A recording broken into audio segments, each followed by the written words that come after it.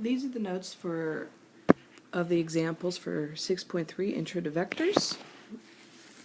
Now, just the key thing to remember about a vector is it's a directed line segment that's got an initial and a terminal point, and we need to figure out its magnitude and its direction. Magnitude is the length of it, and the direction is, again, what direction it's going. So for example 1, it said let U be from point P, which is at 0, 0, and Q, which is at 3, 2, and for vector V is from R, which is 1, 2, to S, which is at 4, 4, and we want to show that they're the same vector.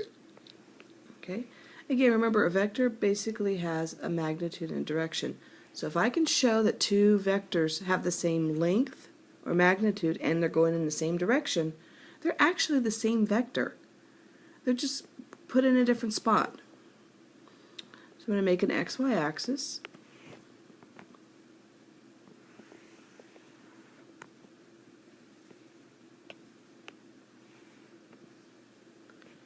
Alright. And I'm just going to plot these.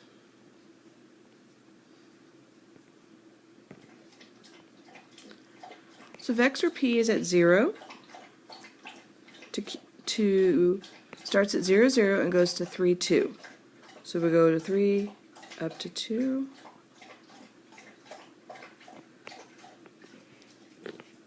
And that's vector U.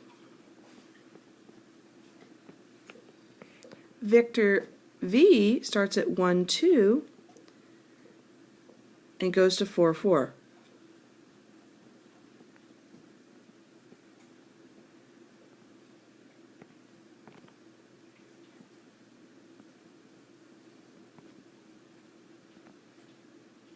Okay. Now there's two different ways to write a vector. You could write with the arrow over the top, or you can actually, as in your notes, it's really hard to do on here, make the left side of the letter darker or wider. So like I said, I'm going to show that these are the same vector, that they're equal to each other. So the first thing I have to do is I have to show that the magnitude of U equals the magnitude of V.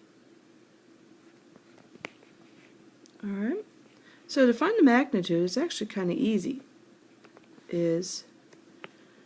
We are going to basically do Pythagorean theorem. We're going to find the length of it. So this side is 3, and this is 2.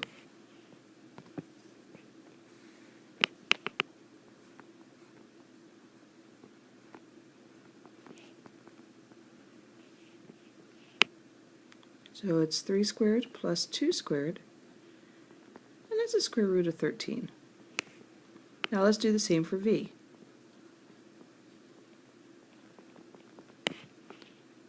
So if I look, I'm going to go over 3 up 2.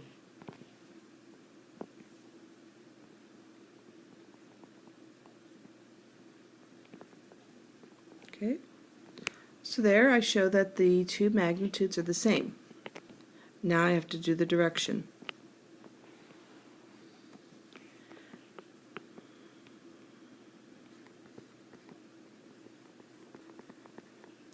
And the direction's actually kind of, you can either use the angle, or another way is show that they have the same slope.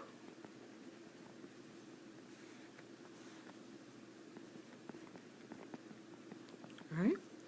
So what's the slope of vector U? Well, it's going up 2 over 3, so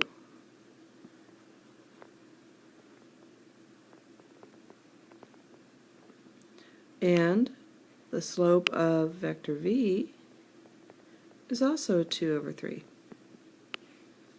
So because I've shown that the magnitudes are equal and the directions are equal, I can say that vector U equals vector v. Okay, so that's example 1.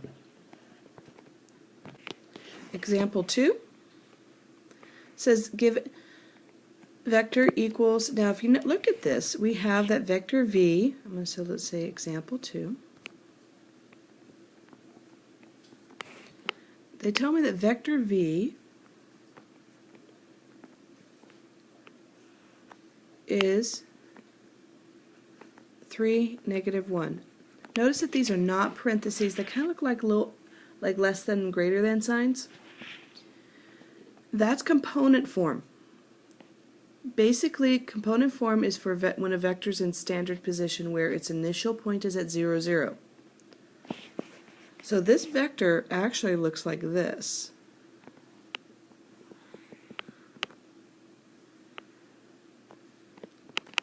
So it's going to start at 0, 0, and it's going to go over 3, down 1. Because it's positive 3, you're going to go to the right, -1, go down. So I'm going to go over 3, down 1. There's my vector. Okay. And now I want to find the magnitude and the direction. All right. So again, we're going to do the magnitude. And we still do it the same way we did before. We're going to use our square root. It's 3 squared plus -1 squared. And it's the square root of 10. Our direction, again, is our slope. And it's going to be -1/3. Okay, that's example 2. Alright, so now we're on example 3.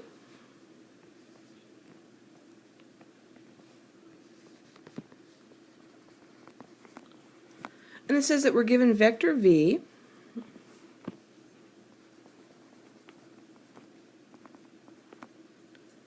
that's 1, 5 in standard position. Find the magnitude and then find a unit vector, u, with the same direction. Basically what a unit vector is we can take any size vector that's got a magnitude greater than 1 and we could shrink it down to a magnitude of 1. Okay? And what that allows us to do is when we shrink it down to that unit vector, then we can apply things to it.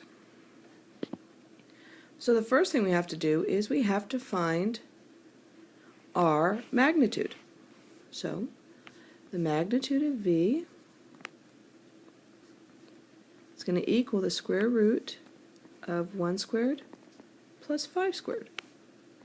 And this is the square root of 26. Now to find a unit vector,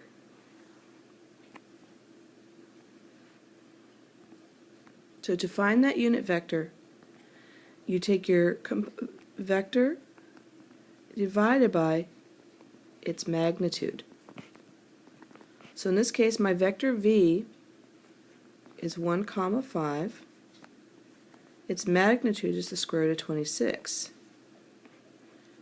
Now you're probably thinking, okay, now what are we going to do with that? Well, actually, all we do is we split it up and apply that square root of 26 to both components. And it becomes 1 over the square root of 26, comma,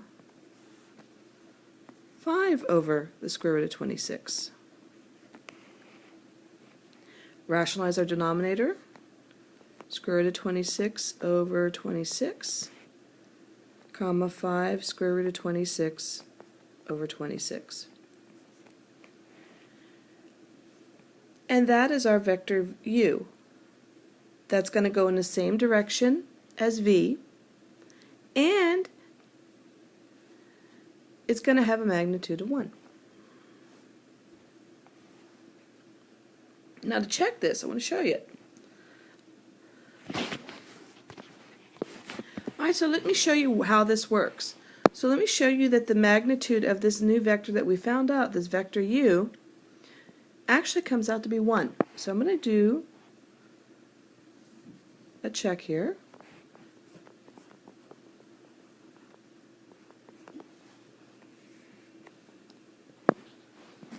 Alright, so remember our magnitude is found by taking using the Pythagorean theorem, and I'm actually going to use my original values where my square root's in the denominator. I'm not going to use my rationalized because that'll go a little faster. So if I do 1 over the square root of 26 squared plus 5 over the square root of 26 squared, let's see if it comes out to be 1.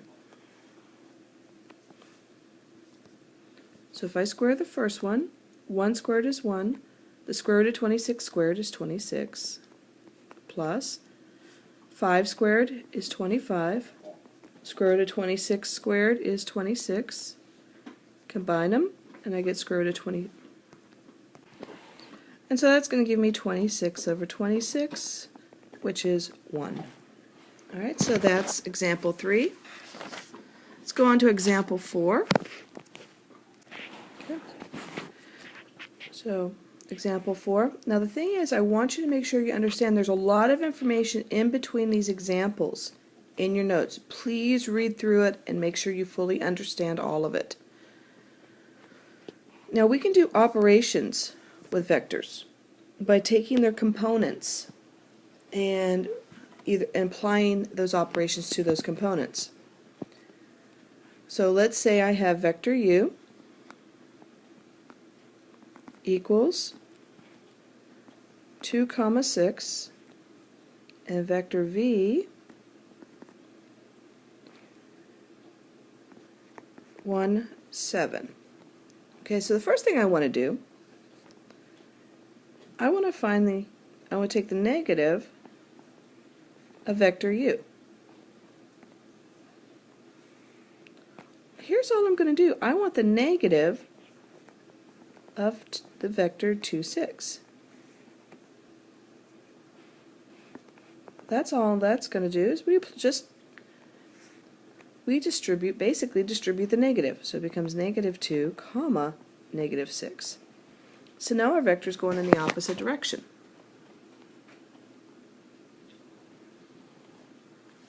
If we were to graph this, 2, 6 is going to go up 6 over 2.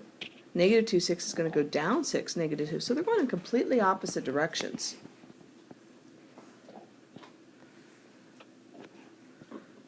For part B, I want 3 times the vector for v plus 2 times the vector for u. So that means I want 3 times 1/7 plus 2 times 2/6.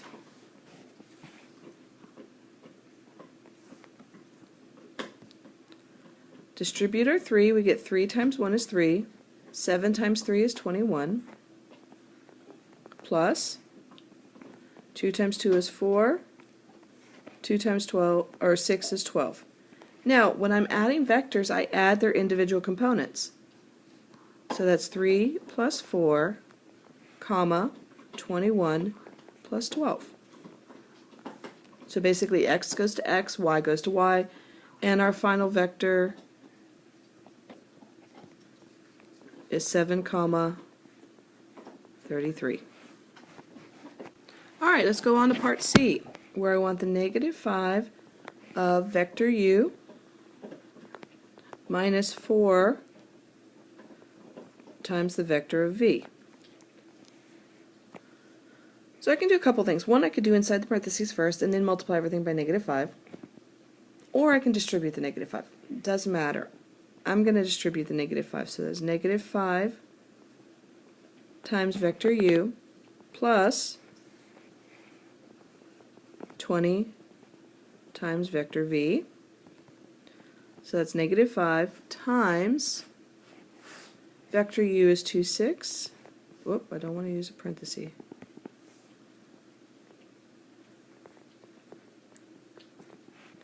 Plus 20 times vector v, which is 1, 7.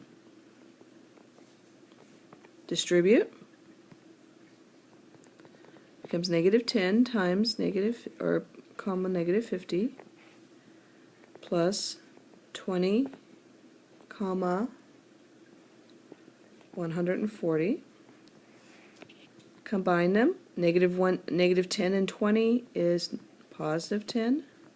Negative 30 and 140 is 110. And there's our final vector. And that now is example 4.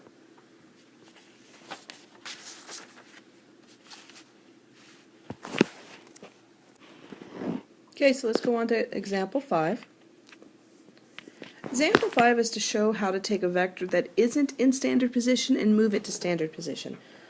So let's say I want to take vector u, and right now it's at 2, comma, negative 5, and it's going to negative 1, comma 3.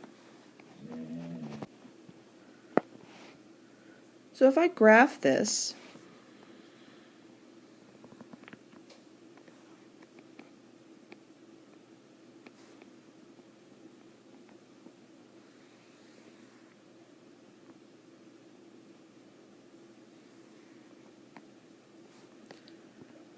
negative 5 is right there, and I want to go to negative 1, 3.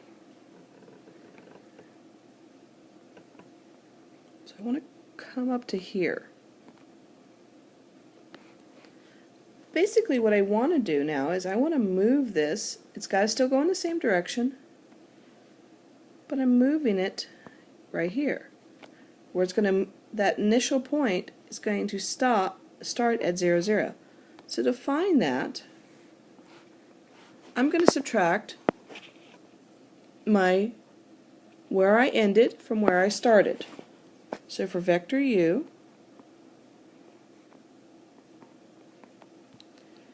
this is where I ended at negative 1, and this is where I started in negative 2. So I'm going to go negative 1 minus 2, and then for the second component I'm going to take 3 minus negative 5. So my vector in standard position is going to be negative 3, comma 8. So if you look at our vector that we did in red, it does go over, look like about negative 3, because I just kind of sketched it, and up to up 8. So that is correct. So this is our vector u in component form at standard position. It's the same vector, it's just been basically slid along my axes. Okay, example 6.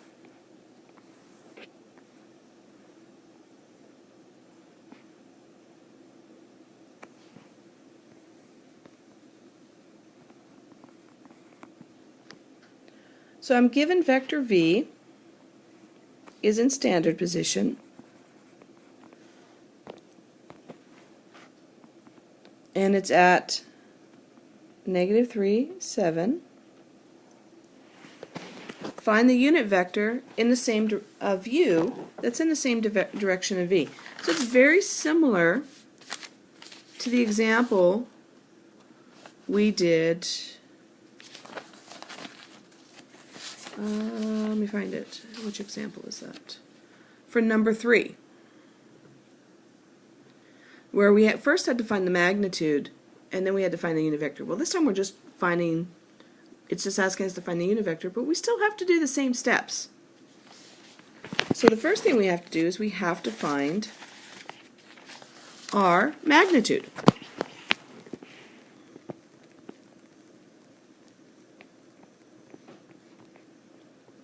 And that's going to be the square root of negative 3 squared plus 7 squared. So the square root of 9 plus 49, square root of 58. Now if the square root simplifies, you have to simplify it. Now for vector u, remember it's going to be vector v divided by the magnitude of v. So vector v is at negative 3, 7. Our magnitude is square root of 58. Split it up. Negative 3 over the square root of 58, comma 7 over the square root of 58. Rationalize. Negative 3 square root of 58 over 58, comma 7 square root of 58 over 58. So there's vector u. That is a unit vector for v, and it's going in the same direction. Alright, example 7. Example 7, if you look at the way they've written our vectors, they're a little different. And this is why I also mentioned that you need to read through all of the notes and make sure you understand everything. There's several ways to write vectors, as we've already talked about. Well, there's another one called a linear combination. So this is unit example 7. A linear combination says I can take those two components and I can add a way of it. Okay? So let's say I have vector I.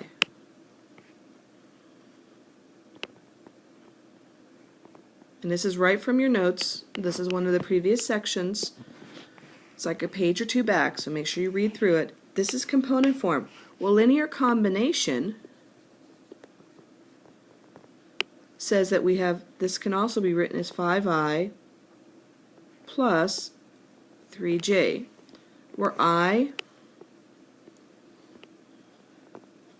is the vector 1, 0, and j is the vector 0, 1. Okay? That's just what makes it up. So in our example right now, we want to rewrite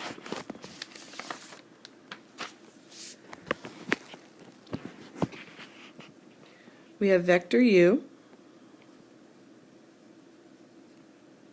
is in component form at negative 3i plus 7j. Vector v is 2i minus j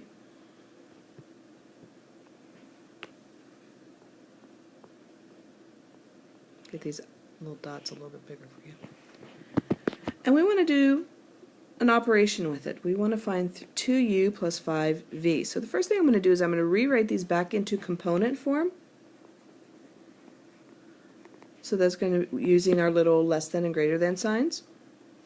And so vector u would just be negative 3, comma 7. Vector v would be 2, comma negative 1. So now what we want to do is we want to find 2u plus 5v.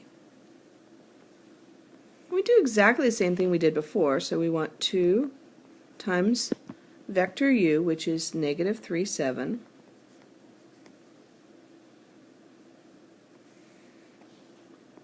plus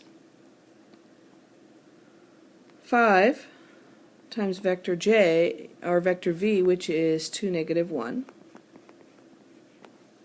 Okay, so let's do the operations. So distribute the 2 first, and that's going to give me negative 6 plus 14 plus 10 and negative 5. Add them together, and I get 4, comma 9. Now I'm going to rewrite this back because it was in component form before. I'm going to write it back in linear, or excuse me, it was in linear combination form with the I and the j. I'm going to write it back with the I and the j, so it just becomes 4i plus 9j. Okay, that's example 7. Okay, now comes to our last example for vectors for today for introduction. And this is where trig actually comes into play. We can rewrite any vector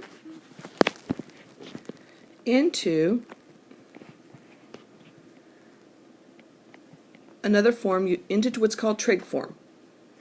And the way trig form is if, let's say I have vector u, it's going to equal the magnitude of u